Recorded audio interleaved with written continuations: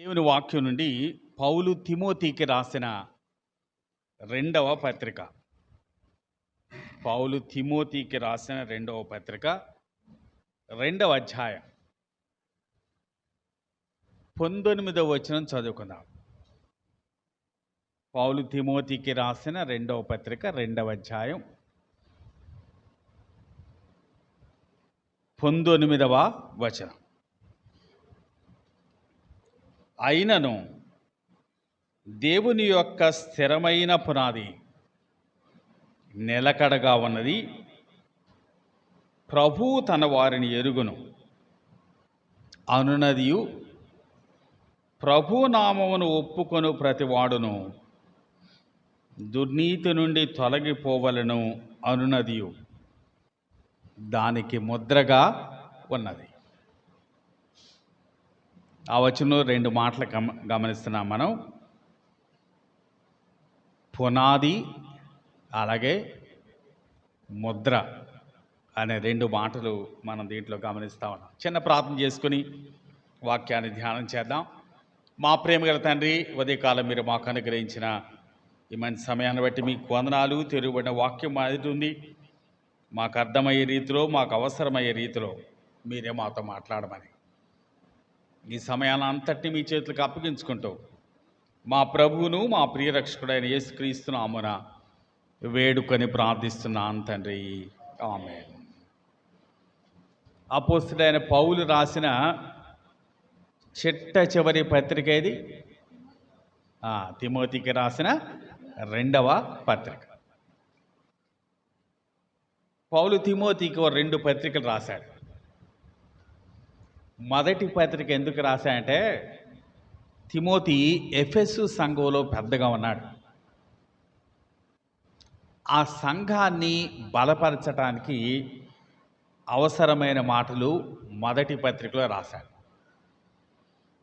రెండవ పత్రికలో ఆ సంఘంలో పనిచేస్తున్న తిమోతిని బలపరచడం కొరకు రెండవ పత్రిక రాశాడు. అంటే అదేమో సంఘం కొరకు, ఇదేమో వ్యక్తిగతంగా తిమోతి కొరకు. కాబట్టి దీనిలో ఉన్న సూచనలన్నీ కూడా ప్రాముఖ్యంగా తిమోతిని ఉద్దేశించి చెప్పినటువంటి మాటలే. ప్రాముఖ్యంగా రెండవ అధ్యాయంలో నా కుమారుడా అని తిమోతిని పిలుస్తూ అంటున్నాడు, క్రీస్తు యేసునందున్న కృపచేత బలవంతుడవు కమ్ము అంటున్నాడు. అంటే తిమోతి బలపరచబట్టానికి ఈ పత్రిక రాశాడు అని మనం చెప్పుకుంటున్నాం. దాంట్లో తిమోతి మాత్రమే కాదు, ప్రతి ఒక్క విశ్వాసిని తాను ఎలా బలపడాలో చెప్పడానికి చాలా ఉపమానాలు ఉపయోగించాడు. రెండవ వచనంలో బోధించుటకు సామర్థ్యము గల నమ్మకమైన మనుష్యులు అంటే బోధకుడు అని పిలిచాడు. మూడవ వచనంలో ఓ విశ్వాసి ఒక సైనికుడు అని కూడా మనకు కనిపిస్తున్నాడు. అలాగే ఐదవ వచనంలో ఓ విశ్వాసి ఒక జట్టి అని కూడా మనకు కనిపిస్తున్నాడు. ఆరో వచనంలో ఒక్కొక్క విశ్వాసి ఒక వ్యవసాయకుడుగా మనకి కనిపిస్తూ ఉన్నాడు. 15వ వచనంలో ఒక్కొక్క విశ్వాసి ఓ పనివాడుగా, సిగ్గుపడనక్కరలేని పనివాడుగా కనిపిస్తున్నాడు. అలాగే 21వ వచనంలో ఒక్కొక్క విశ్వాసి ఒక పాత్రగా కనిపిస్తూ ఉన్నాడు.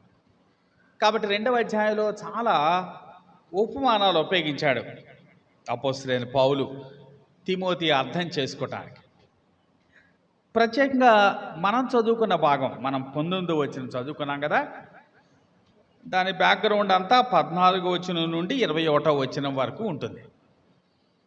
దాంట్లో ప్రాముఖ్యంగా తిమోతిని దేని గురించి హెచ్చరిక చేస్తున్నాడంటే, మాటల విషయం జాగ్రత్త అని హెచ్చరిక చేస్తూ ఉన్నాడు. మాటల గురించి చాలా చాలా గట్టిగా మాట్లాడాడు ఈ వచనాల్లో. ఈ వచనాల్లో మాత్రమే కాదు, యాకోబు పత్రికలో మాటల గురించే చాలా సంగతులు చెప్పాడు. పౌలు రాసిన ప్రతి పత్రికలో ఎంతో కొంత నాలుక గురించో, పెదవుల గురించో, నోరు గురించో మాట్లాడాడు. పాత నిబంధనలో సామెతల గ్రంథంలో అనేక మాటలు మాట్లాడాడు. కీర్తనలో నాలుకను గురించి అనేక మాటలు మాట్లాడాడు. దేవుడు మాటల గురించి ఎందుకు అంత ఎక్కువగా హెచ్చరిక చేస్తున్నాడో నిజంగా చాలా విశేషమైన సంగతి అది.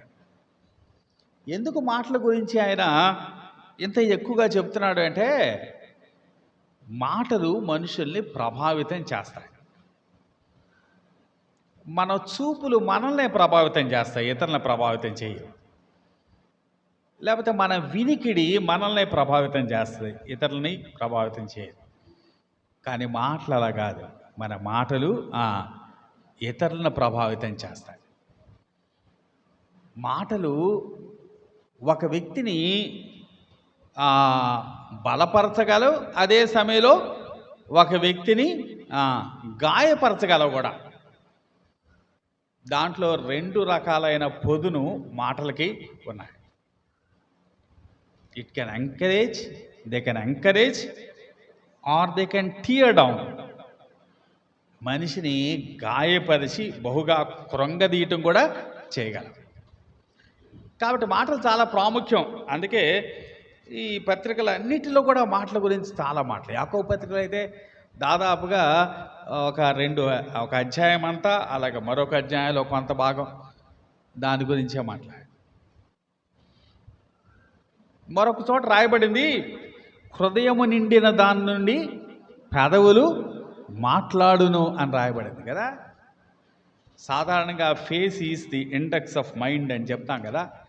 ఇప్పుడు మనం ఇలా కూడా చెప్పచ్చు, మన మాటలు, our words are the index of our heart అని చెప్పచ్చు కదా. మన హృదయానికి, మన హృదయం దేంట్లో కనిపిస్తుందట? మన మాటల్లో కనిపిస్తుంది. కొన్నిసార్లు హృదయంలో ఒకటిను మాటల్లో ఇంకొకటిగా చెప్పడానికి ప్రయత్నం చేస్తారు మనుషులు. హృదయంలో మరొకటి ఉంచుకొని మాటల్లో కవర్ చేయటం, క్యామఫ్లైజ్ చేయడానికి ప్రయత్నం చేస్తారు. మొదట్లో కాసేపు చేయగలరు, కానీ కాస్త ఎక్కువసేపు మాట్లాడితే మాత్రం కరెక్ట్గా హృదయంలో నుంచి బయటకు వస్తారు. కాబట్టి మాటలు చాలా ప్రాముఖ్యమైనవి, చాలా ప్రమాదకరమైనవి కూడా. అందుకే వాటి గురించి తిమోతిని హెచ్చరిక చేస్తా ఉన్నాడు. 14వ వచనంలో చూద్దాం, చూడండి. 14వ వచనంలో, వినువారిని చెరుపటకే గాని మరి దేనికి పనికి రాని మాటలను గూర్చి వాదము పెట్టుకొనవద్దు. దేనికి పనికి రావట మాటలు? ఒక్కదానికి పనికి వస్తాయట. ఏంటది? వినువారిని చెరపటానికి మాత్రమే పనికి వస్తాయి. అలాంటి వాటి గురించి అసలు వాదం పెట్టుకోవద్దు అంటున్నాడు. అలాంటి మాటల్లో నీవు అసలు పాలు పంచుకోవద్దు అంటున్నాడు. ఇంకా 16వ వచనం చూద్దాం, చూడండి. 16వ వచనం, అపవిత్రమైన ఒట్టి మాటలకు విముఖుడవేయుండుము. ఒట్టి మాటలు అవి కూడా ఎలాంటి అట? అపవిత్రమైనవాట. అట్టి మాటలాడువారు మరి ఎక్కువగా భక్తిహీనులవుదు. మాటలు మాట్లాడుతూ ఉంటే అట ఏం పెరుగుద్దట? భక్తిహీనత ఇంకా పెరుగుతుందట. కాబట్టి అలాంటి మాటలకు విముఖుడవై ఉండు అంటున్నాడు. 17వ వచనం చూద్దాం. కొరుకు పుండు ప్రాకునట్లు వారి మాటలు ప్రాకును. కొరుకు పుండు అంటే క్యాన్సర్ కదా. వీళ్ళ మాటలట ఎలా ప్రాకుద్దట? క్యాన్సర్ లాగా ప్రాకుద్దట. కొరుకు పుండు ప్రాకినట్లు వారి మాటలు ప్రాకును. వారిలో హుమనయ్యును ఫిలేతును ఉన్నారు. వారు పునరుద్ధానము గతించినని చెప్పుచూ సత్యం విషయము తప్పిపోయి కొందరి విశ్వాసమును చెరుపుచున్నారు. వాళ్ళు తప్పిపోయారట, పునరుద్ధానము గతించను అని చెప్పి. వారు తప్పిపోవటం మాత్రమే కాకుండా కొందరిని విశ్వాసము నుండి చెరుపుచున్నారు అంటున్నాడు. మాటలు ఎంత నష్టం కలుగజేస్తాయో దీంట్లో మనకి అర్థమవుతుంది. 23వ వచనం కూడా చూద్దాం. 23వ వచనం, నేర్పులేని మూఢుల వితర్కములు జగడములను పుట్టించునని ఎరిగి అట్టి వాటిని విసర్జించుము. నేర్పులేని మూఢుల వితర్కములు జగడములు పుట్టించునని ఎరిగి అట్టి వాటిని విసర్జించుము అంటారు. తిమోతికి చాలా ప్రత్యేకంగా చెప్తున్నాడు. మొదటి మాటలు ఏమన్నాడంటే వాదం పెట్టుకోవద్దు అన్నాడు కదా. 16వ వచనంలో అన్నాడు అపవిత్రమైన వట్టి వాటిలకి విముఖుడుగా ఉండు అంటున్నాడు కదా. ఇంకా ఇక్కడ అంటున్నాడు 23వ వచనంలో అట్టి వాటిని విసర్జించుము అంటున్నాడు. మాటల గురించి చాలా ఖచ్చితమైన సూచనలు చేశాడు. ఈ మాటలన్నీ మాట్లాడేవాళ్ళు ఎవరి దగ్గర ఈ మాటలు ఉంటాయి? ఈ పారాగ్రాఫ్లో ప్రాముఖ్యంగా దేని గురించి మాట్లాడుతున్నాడు? 20వ వచనం చూద్దాం. చూడండి 20వ వచనం, గొప్ప ఇంటిలో వెండి పాత్రలను బంగారు పాత్రలను మాత్రమే కాక కర్రవియు మంటివియు కూడా ఉండును. వాటిలో కొన్ని ఘనతకును కొన్ని ఘనహీనతకును వినియోగింపబడు. గొప్ప ఇంటిలో, ఈ మాటలన్నీ ఎక్కడ వినిపిస్తున్నాయి? గొప్ప ఇంటిలో. గొప్ప ఇల్లు అంటే ఏంటి? సంఘమే కదా. గొప్ప ఇంటిలో ఈ మాటలన్నీ వినిపిస్తూ ఉన్నాయి. ఇక్కడున్న గొప్ప ఇల్లు సార్వత్రిక సంఘం కాదు, కానీ ఓ స్థానిక సంఘాన్ని సూచిస్తూ ఉన్నాయి. సార్వత్రిక సంఘాన్ని ఏమంటామంటే అదృశ్యమైన సంఘం, ఇన్విజిబుల్ చర్చ్ అంటాం. దాంట్లో ఎవరుంటారంటే యేసు ప్రభు నమ్ముకున్న పరిశుద్ధులు మాత్రమే ఉంటారు. అది కళ్ళకు కనిపించే సంఘం కాదు, క్రీస్తు శరీరం అని పిలువబడే సంఘం. ఆయన వచ్చినప్పుడు ఎత్తబడేది ఆ సంఘం. కానీ ఒక్కొక్క ఊర్లో ఒక్కొక్క ప్రాంతంలో ఉండే సంఘాలని స్థానిక సంఘాలు అంటారు. ఇవి కళ్ళకు కనిపించే సంఘాలు, దృశ్యమైన సంఘాలు, విజిబుల్ చర్చెస్. సార్వత్రిక సంఘంలో ప్రభువు నమ్ముకున్న వాళ్ళు తప్పితే ఇంకెవ్వరు ఉండరు. కానీ విజిబుల్ చర్చెస్లో మాత్రం ప్రభువు నమ్ముకున్న వాళ్ళతో పాటు కొందరు నమ్ముకున్న వాళ్ళు కూడా ఉంటారు. కాబట్టి గొప్ప ఇంటిలో కొన్ని ఘనత కొరకు ఉపయోగించే పాత్రలు ఉన్నాయట, కొన్ని ఘనహీనతకు ఉపయోగించే పాత్రలు ఉన్నాయి. కాబట్టి అలాంటి స్థానిక సంఘం ఒక రీతిగా ఎఫెసు సంఘం, ఎందుకంటే తిమోతి ఎఫెసు సంఘాన్ని కాస్తూ ఉన్నాడు కాబట్టి దాని గురించి మాట్లాడుతున్నాడు అనమాట. కాబట్టి సంఘములో ఇలాంటి మాటలు వినిపిస్తూ ఉన్నాయి. ఆ మాటల విషయంలో నువ్వు జాగ్రత్త కలిగి ఉండాలి అంటున్నాడు. మాటలు ఎంత ప్రమాదకరమో, మాటల వల్ల ఎలాగూ కొందరు విశ్వాసం నుంచి తప్పిపోతున్నారు అని చాలా సంగతులు చెప్పి ఇప్పుడు 19వ వచనంలో ఏమంటున్నాడో చూద్దాం. 19వ వచనం, అయినను కొందరు విశ్వాసాన్ని చెరుపుతున్నారు, అలాగే కొంతమంది తప్పిపోతున్నారు.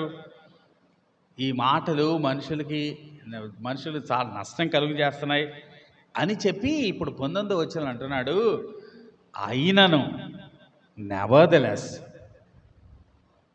ఎంతమంది ఎన్నైనా మాట్లాడుకోరేమండి, ఎంతమంది ఏమైనా చేయనివ్వండి. ఇక్కడ అంటున్నాడు అయినను, ఏమంటున్నాడు? దేవుని యొక్క స్థిరమైన పునాది నిలకడగా ఉన్నది. ఆయన స్థిరమైన పునాది ఎలా ఉందట? నిలకడగా ఉంది. పునాది నిలకడగా ఉంది అంటే కట్టడం నిలకడగా ఉంటుంది కదా.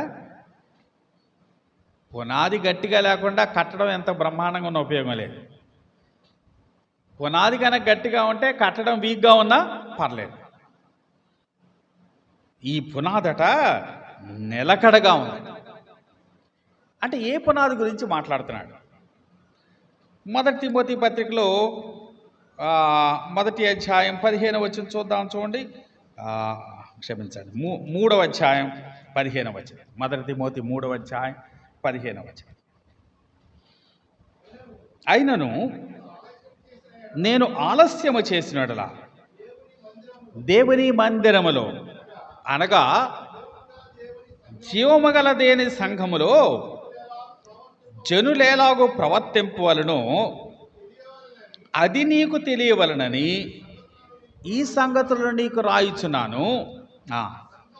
ఆ సంఘము సత్యమునకు స్తంభమును ఆధారమునై ఉన్నది. ఆ సంఘము సత్యమునకు స్తంభమును ఆధారమునై ఉన్నది. సత్యానికట సంఘమే ఏమంటున్నాడు? స్తంభం, ఆధారం. ఆధారం అంటే పునాదే కదా. కాబట్టి సత్యానికి పునాది ఏంటట? సంఘమే. అలాగే 1 కొరింథీ 3:11లో ఆ పునాది క్రీస్తే అంటాడు కదా. క్రీస్తు అనే పునాది మీదే కట్టబడింది సంఘం. కాబట్టి ఈ సంఘం సత్యానికి పునాదిగా ఉంది కదా. క్రీస్తు పునాదిగా కట్టబడిన సంఘం ఇప్పుడు సత్యానికి పునాదిగా ఉంది. ఆ సంఘం అనే పునాది గురించి మాట్లాడుతున్నాడు. ఈ పునాది ఎలా ఉందట? నిలకడగా ఉందట. అంటే ఏమాత్రం షేక్ అయ్యేది కాదు. మత్తయి సువార్త 7వ అధ్యాయంలో మనం సారికి చెప్పుకుంటాం కదా. ఈ నా మాటలు విని వాటి చొప్పున చేయి ప్రతివాడు బండ మీద తన ఇల్లు కట్టుకున్న బుద్ధిమంతుని పోలియుండును. తర్వాత ఏమొచ్చినాయట చదువుదామా? మత్తయి సువార్త 7వ అధ్యాయం కదా. మత్తయి సువార్త 7వ అధ్యాయం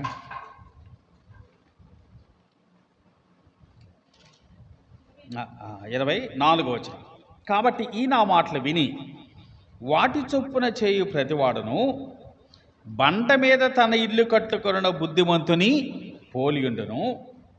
వాన కురిసెను, వరదలు వచ్చెను, గాలి విసిరి ఆ ఇంటి మీద కొట్టెను గాని దాని పునాది బండ మీద వేయబడిన గనుక అది పడలేదు. పునాది ఎక్కడ వేయబడిందట? బండ మీద వేయబడిందట. కాబట్టి అది పడలేదు. కాబట్టి ఈ పునాది నిలకడగలిగిన పునాది. ఇది పడిపోయే పునాది కాదు. It's unshakeable. ఎవరు దీన్ని కదిలించలేరు అంటున్నాడు. క్రీస్తు అనే పునాది, అలాగే సంఘం అనే పునాది, ఇది నిలకడగలిగింది అంటున్నాడు. కాబట్టి మనుషులు ఎవరన్నీ మాట్లాడుకున్నా, ఎవరు ఎలాగూ ప్రభావితం చేసినా దేవుని యొక్క స్థిరమైన పునాది నిలకడగా ఉంది అంటున్నాడు. పునాది గురించి చెప్పాడు కదా. పునాది నిలకడగా ఉంది అన్నాడు. ఇంకా తర్వాత ఏమంటున్నాడు? అయినను క్షమించండి, స్థిరమైన పునాది నిలకడగా ఉన్నది, ప్రభువు తన వారిని ఎరుగును అనున్నది, ప్రభు నామమును ఒప్పుకొని ప్రతివాడును దుర్నీతి నుండి తొలగిపోవలను అనున్నది దానికి ముద్రగా ఉన్నది. పునాది ఉందట. పునాదికి ఇంకేముందట? ఓ ముద్ర కూడా ఉందట. ఆ ముద్రలో ఏమున్నాయి? అనునదియు అనే మాట ఎన్నిసార్లు వచ్చింది? 2 సార్లు వచ్చింది. అంటే ఆ ముద్రలో కూడా 2 ఉన్నాయి, 2 ప్రక్కలు ఉన్నాయన్నమాట. 2 sides ఆఫ్ ఎ సీల్. పునాది ఉంది, పునాది మీద కూడా ముద్ర కూడా ఉంది. సాధారణంగా ముద్ర ఏం చెప్తుంది? ముద్ర అనేది ఒక ఓనర్షిప్ చెప్తుంది కదా. దీనికి ఇతడు యజమాని అని చెప్తాడు. లేకపోతే ముద్ర అనేది ఒక అప్రూవల్ని చెప్తుంది. ఎవరో నాకు అధికారి ముద్ర వేసి సంతకం పెట్టాడంటే పైదానికి ఏమొచ్చిందనమాట? అధికారం వచ్చింది. అలాగే ముద్ర అనేది ఒక క్లోజర్ కూడా సూచన. సాధారణంగా ఒక పని అయిపోయిన తర్వాత భద్రం చేసిన తర్వాత ఏం చేస్తారు? ఓ ముద్ర వేస్తారు కదా. మన ప్రభు అయిన యేసుక్రీస్తుని సమాధి చేశారు. సమాధి మీద ఏం చేశారు? ముద్ర వేశారు కదా. మన ఓట్లు వేస్తాం. ఓట్లు వేసిన తర్వాత ఏం చేస్తారు? దానికి ఒక సీల్ వేస్తారు. ఇంకా మళ్ళీ ఇంకెవరు దాన్ని ఓపెన్ చేయకూడదు. మళ్ళీ ఒక అధికారి సమక్షంలో ఒక సమగ్రమైన ప్రొసీజర్లో ఓపెన్ చేయాల్సిందే. కానీ ఒకసారి ముద్ర వేసిన దాన్ని ఎవరు ఇష్టం వచ్చినట్టు ఓపెన్ చేయడానికి లేదు. కాబట్టి ఈ పునాది ఉంది, పునాదిలో ఒక ముద్ర కూడా ఉంది. అంటే కొందరు పునాది వేసేటప్పుడు ఆ కట్టడం ఎవరు కడతారో వారి ముద్ర కూడా ఆ పునాదిలో ఉన్న ఇటుక మీద ఇంప్రింట్ చేస్తారట. అంటే ఇది ఎవరిది, ఇది ఈ కట్టడం యొక్క యజమాని ఎవరు, దీన్ని కట్టించేది ఎవరు అని తెలియచేయటానికి. దేవుడు ఇశ్రాయేలీయులు కూడా ద్వితీయోపదేశకాండం 6వ అధ్యాయం 9వ వచనం చూద్దాం. చూడండి, ద్వితీయోపదేశకాండం 6వ అధ్యాయం 9వ వచనం. నీ ఇంటి ద్వారబంధముల మీదను నీ గౌనుల మీదను వాటిని రాయుము. దేవుడు అంటున్నాడు, నా ఆజ్ఞల్ని ఎక్కడ రాయమంటున్నాడు? నీ ఇంటి ద్వారబంధాల మీద, అలాగే నీ గౌనుల మీద రాయి అంటున్నాడు. ధర్మశాస్త్రం ఇచ్చిన దేవుడు ఆజ్ఞలు ఇశ్రాయేలీయులు వారి ఇల్లు కట్టుకున్నప్పుడు ఇంటి గౌనుల మీద రాయాలట, ద్వారబంధాల మీద రాయాలి. అలాగే ఎక్కడ కూడా రాయొచ్చు? పునాది మీద కూడా రాయొచ్చు. కాబట్టి పునాది మీద ఓ ముద్ర వేయబడింది అని చెప్తా ఉన్నాడు. రాజులు తమ అధికారాన్ని ఇతరులకి ఇవ్వాలి అంటే ఏం చేసేవాళ్ళు? వారి చేతి ఉంగరం ఇచ్చేవాళ్ళు కదా. ఫరో యోసేపుకి ఏమి ఇచ్చాడు? ఓ చేతి ఉంగరం ఇచ్చాడు, సిగ్నెట్ రింగ్ ఇచ్చాడు. అలాగే ఎస్తేరు కాలంలో రాజు హామానుకు కూడా ఒక సిగ్నెట్ రింగ్ ఇచ్చాడు. అంటే రాజుగారి ముద్ర మన దగ్గర ఉందంటే ఏం చేయొచ్చు? ఆ ముద్ర వేసామ, ఆ రింగ్ గనక ముద్ర వేసామంటే ఇంకా ఆ తాకీదికి ఇంకా ఎదురే లేదన్నమాట. కాబట్టి ముద్ర ఓ అధికారాన్ని సూచిస్తాం. ఇక్కడ పునాది ఉంది, పునాదికి ముద్ర కూడా ఉందట. ముద్ర రెండు వైపులా, రెండు ప్రక్కల రాయబడిన ముద్ర ఉందట. ఏం రాయబడింది ఇప్పుడు చూద్దాం. చూడండి, 2వ తిమోతి 2వ అధ్యాయం 19వ వచనం. ప్రభు తన వారిని ఎరుగును అనునదియు, ప్రభు నామమును ఒప్పుకొను ప్రతివాడును దుర్నీతి నుండి తొలగిపోవలెను అనునది. మొదటిదేమో ప్రభు తన వారిని ఎరుగును, రెండవదేమో ప్రభు నామమును ఒప్పుకొను ప్రతివాడు. One who nameth the name of the Lord. ప్రతివాడును దుర్నీతి నుండి తొలగిపోవాలి. మొదటి మాట ఏమో దేవుడికి సంబంధించింది, రెండో మాట ఏమో విశ్వాసులకి సంబంధించింది. ప్రభు తన వారిని ఎరుగును. ఆయన అందరినీ, ఆయన వారిని ముందుగానే ఆయన ఎరుగుతాడు. అదే సమయంలో మన బాధ్యత ఏంటంటే ప్రభు నామాన్ని ఒప్పుకునే వాళ్ళందరం దుర్నీతి నుండి తొలగిపోవాలి. ప్రభు మనను ముందుగానే ఎరుగును. ఎప్పుడు ఎరుగును మనల్ని? జగత్తు పునాది వేయబడక మునిపే మనల్ని ఎరుగు. జగత్తు పునాది వేయబడక మునిపే మనల్ని క్రీస్తులో ఏర్పరచుకున్నాడట. మరి ఇంకా అసలు మనం ఎలా ప్రవర్తిస్తామో, మనం కీడు చేస్తామా మేలు చేస్తామా, వాటితో ఏమి సంబంధం లేకుండా జగత్తు పునాది వేయబడక మునిపే ఆయన మనలను ఏర్పరచుకున్నాడు. దాన్ని ఏమంటామంటే దేవుని సార్వభౌమత్వం అంటాం కదా. అవును, దేవుడు ఏర్పరచుకున్నాడు, కానీ అదే సమయంలో నీ పాత్ర కూడా ఉంది, మానవ బాధ్యత కూడా ఉంది. మానవ బాధ్యత ఏం చేయాలట? దుర్నీతి నుండి తొలగిపోవాలి. కాబట్టి దీంట్లో ఒకటేమో దేవుని యొక్క సార్వభౌమత్వం కనిపిస్తుంది, మరొకటేమో మానవుని యొక్క బాధ్యత కనిపిస్తాం. దేవుడు మనల్ని జగత్తు పునాది వేయబడక మునిపే ఆయన ఏర్పరచుకున్నాడు. ఎప్పుడో చేశాడు ఆయన చేసే పని. కానీ మనం చేసే పని మాత్రం మన జీవిత దినాల్లో చేయాల్సిన పని. మన జీవిత దినాల్లో మనం దుర్నీతి నుండి తొలగిపోవాలి. దేవుని సార్వభౌమత్వం మనం నమ్మాల్సిన సత్యం. ఇప్పుడు రెండవదేమో మానవ బాధ్యత, అంటే మనం లోబడాల్సిన ఆజ్ఞ.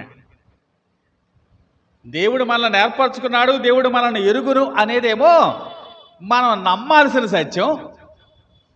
మనం జాగ్రత్తగా ఉండాలి, మనకి దుర్నీతి నుండి తొలగిపోవాలి అనేదేమో మనం లోబడాల్సిన దేవుని ఆజ్ఞ. ఈ రెండు కూడా ఆ ముద్రలో ఉన్నాయట. అంటే దేవుడు మనల్ని ఎరుగును, అదే సమయంలో మనం కూడా ఎలా ఉండాలా, మనం కూడా దుర్నీతి నుండి తొలగి పోవాలి. దేవుడు నన్ను ఎరుగును కాబట్టి ఆయన నన్ను ఎలాగైనా రక్షిస్తాడు అని మనం అజాగ్రత్తగా ఉండాలని కాదు. అదే సమయంలో రక్షణ మన చేతుల్లో కూడా లేదు. అంటే మనం దుర్నీతి నుండి తొలగిపోయిన దాన్ని బట్టి మనం రక్షించబట్టలేదు. మన రక్షణ ఎవరి దగ్గర ప్రారంభమైంది? దేవుని దగ్గరే ప్రారంభమైంది. అంటే దేవుని పాత్ర ఉంది, మన పాత్ర కూడా ఉంది. అంటే కొద్దిగా అర్థం చేసుకోవటం కష్టం, కానీ ఇది వాస్తవం. దేవుని యొక్క సార్వభౌమత్వం, మానవ బాధ్యత అనేవి రెండు సమాంతర రేఖలు.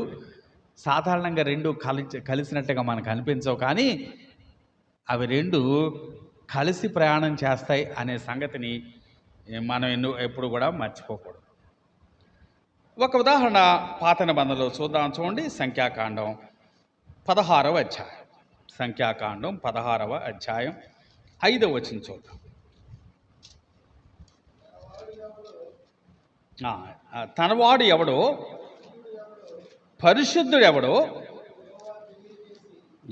రేపు యెహోవా తెలియజేసి వాని తన సన్నిధికి రానిచ్చదు. ఇక్కడున్న సందర్భం ఏంటంటే, కొందరు తిరుగుబాటు చేశారు కదా.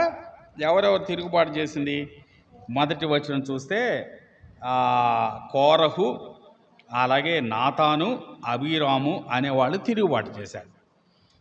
తిరుగుబాటు చేసినప్పుడు దేవుడు మోషే ద్వారా ఏం మాట్లాడుతున్నాడంటే, 5వ వచనంలో తనవాడు ఎవడో, పరిశుద్ధుడు ఎవడో రేపు యెహోవా తెలియజేసి వానిని తన సన్నిధికి రానిచ్చును. తనవాడు ఎవడో, పరిశుద్ధుడు ఎవడో, పరిశుద్ధుడు కానివాడు ఎవడో. అంటే ఎవరు వేరు చేస్తారన్నమాట? పరిశుద్ధులు కాని వాళ్ళని వేరు చేసేది ఎవరు? దేవుడే చేస్తాడు కదా. దేవుడే, ఆయన తెలుసు ఎవరు పరిశుద్ధులో. కాబట్టి పరిశుద్ధులు కాని వారిని ఆయన రేపు వేరు చేసి చూపిస్తాడు అని మోషే చెప్పాడు. ఇప్పుడు 26వ వచనం చూడండి. 26వ వచనం. అతడు ఈ దుష్టుల గుడారముల యొద్ద నుండి తొలగిపోడి, మీరు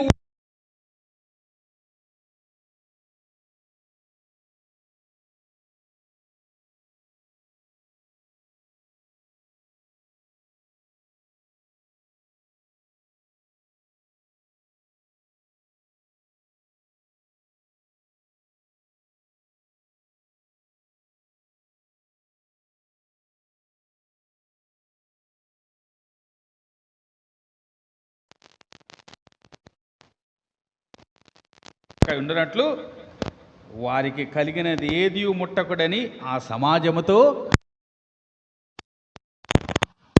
దేవునికి ఎవరు పరిశుద్ధులు ఎవరు పరిశుద్ధులు కాదు తెలుసు, ఆయన వేరు చేస్తాడు మనుషుల్ని అని 5వ వచనంలో చెప్పాడు. 26వ వచనం ఏమన్నా అంటే మీరు వారి నుంచి వేరుగా వెళ్ళండి అంటున్నాడు, మీరు తొలగిపోండి అంటున్నాడు. అక్కడ దేవుడే వేరు చేస్తాడని చెప్పి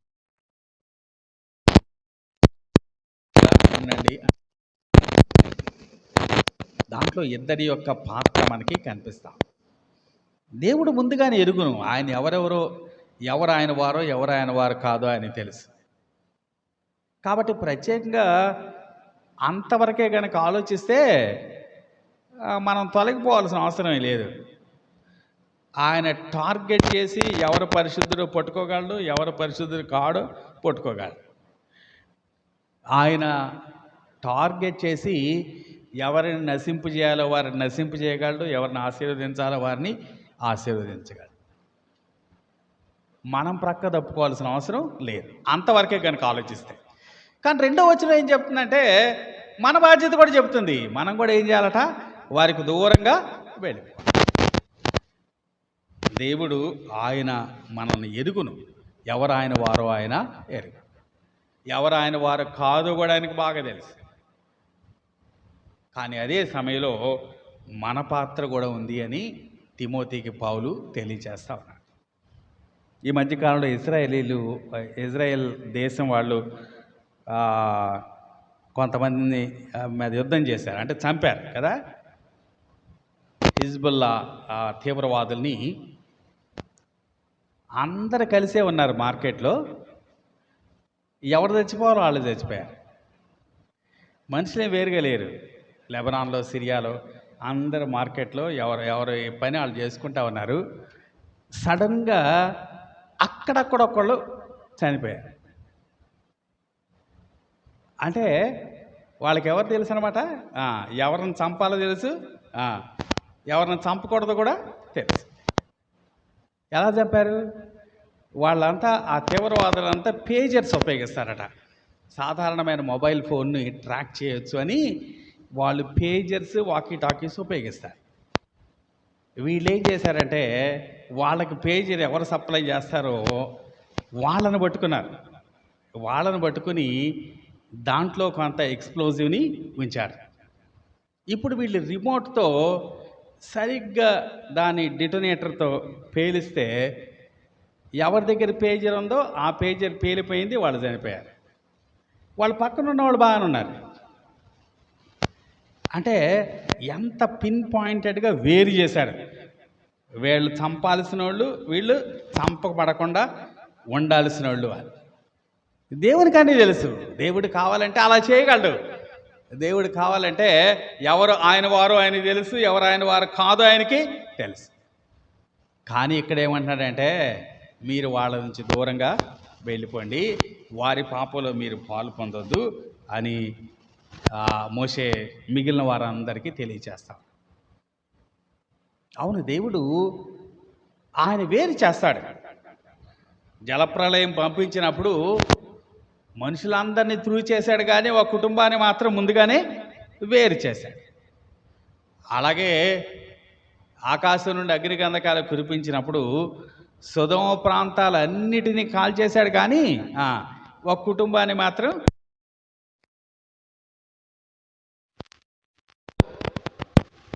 అక్కడ దొంగతనం జరిగింది అని వాళ్ళు పెద్ద ఓటమి వాళ్ళు అనుభవిస్తూ ఉంటే దేవుడు ప్రత్యేకంగా ఓ కుటుంబాన్ని ప్రత్యేకించాడు కదా.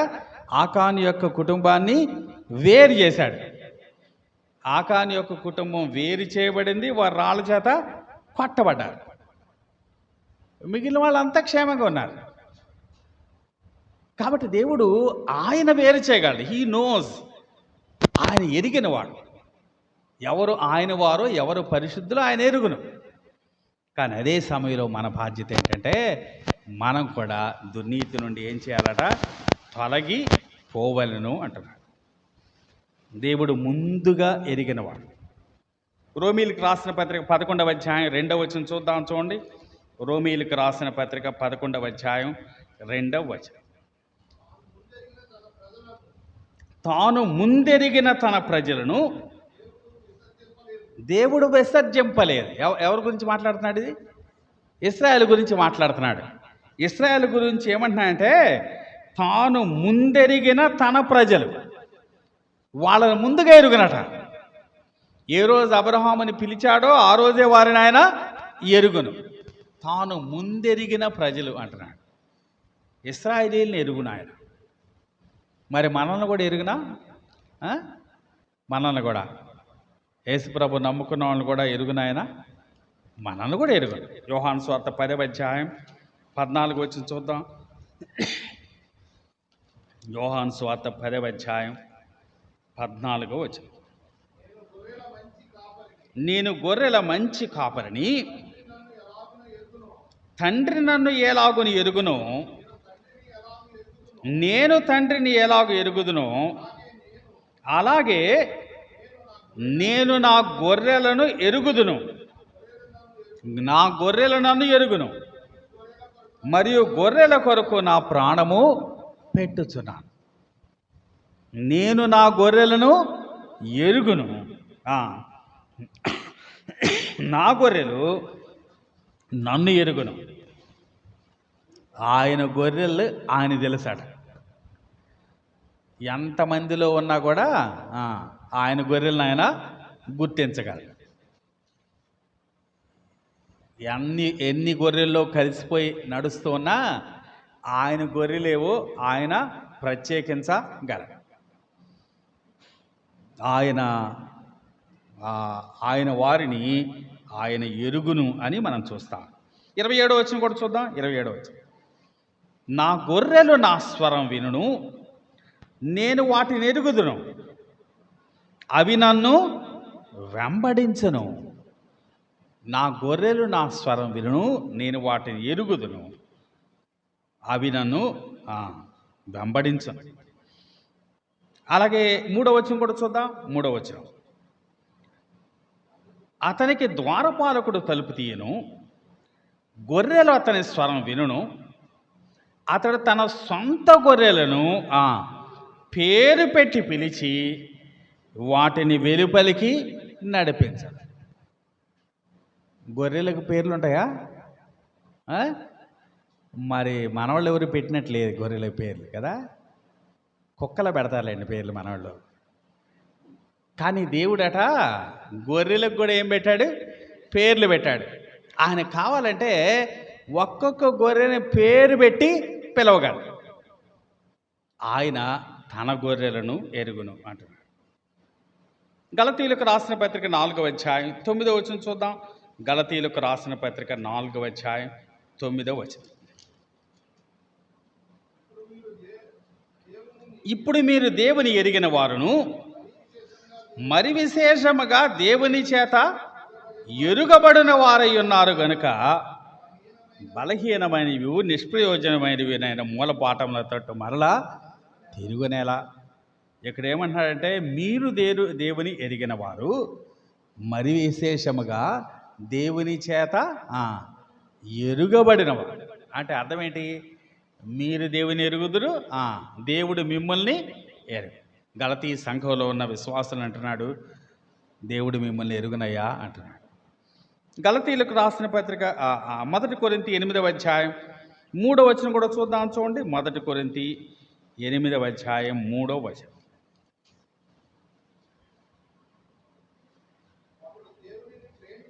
ఒకడు దేవుని ప్రేమించినడలా అతడు దేవునికి ఎరుకైన వాడే.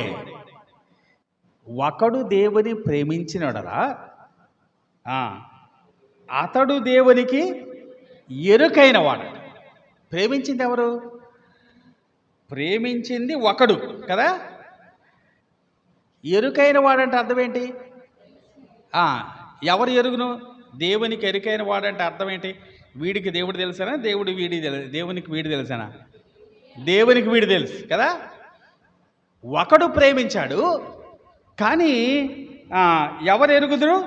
దేవుడు ఎరుగుదురు. దేవుడు ఎరుగును. ఇతను ప్రేమించాడు, ఇతను చేసిన పని అక్కడ కనిపిస్తూ ఉంది. కానీ అదే సమయంలో అతడు ఈ దేవునికి ఎరుకైన వాడు.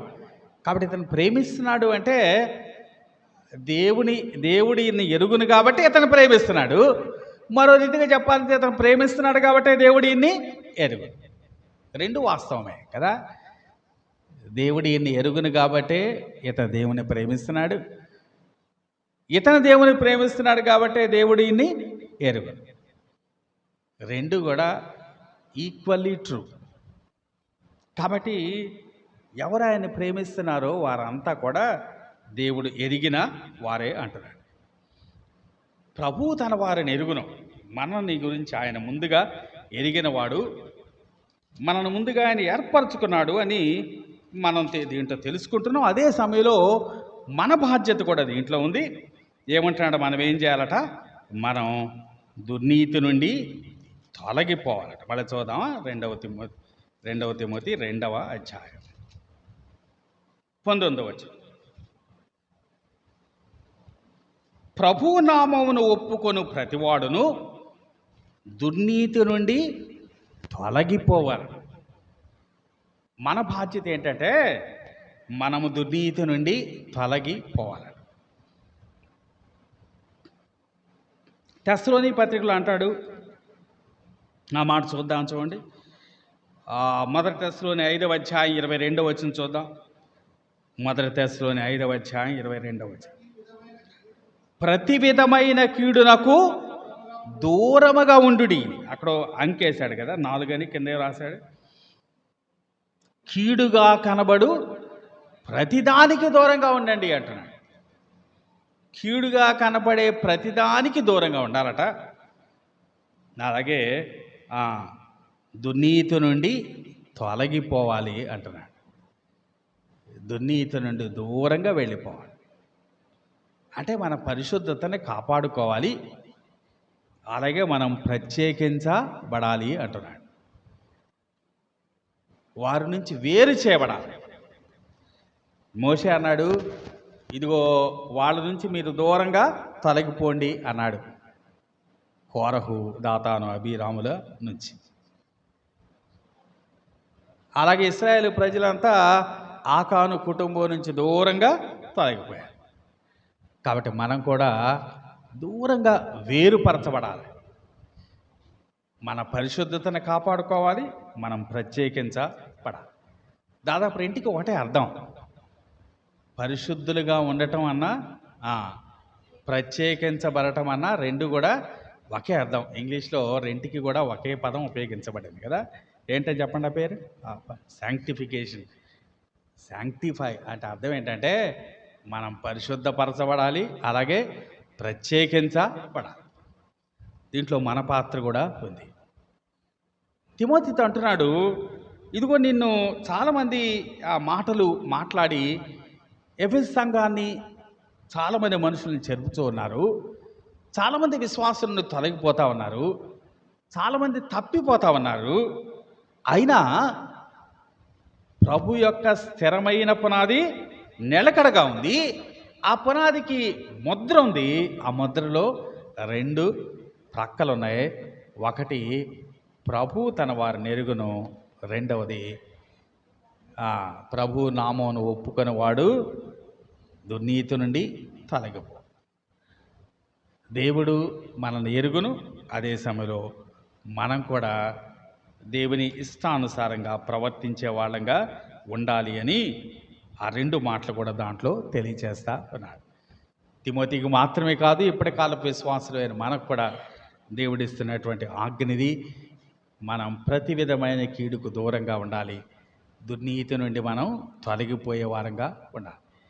అలాగూ మన యొక్క పరిశుద్ధతను కాపాడుకుంటూ దేవునికి ఇష్టంగా జీవించాలని దేవుని వాక్యం ద్వారా హెచ్చరింపబడుతున్నాం. దేవుడి మాటలు మన కొరకు దీవించనుగా.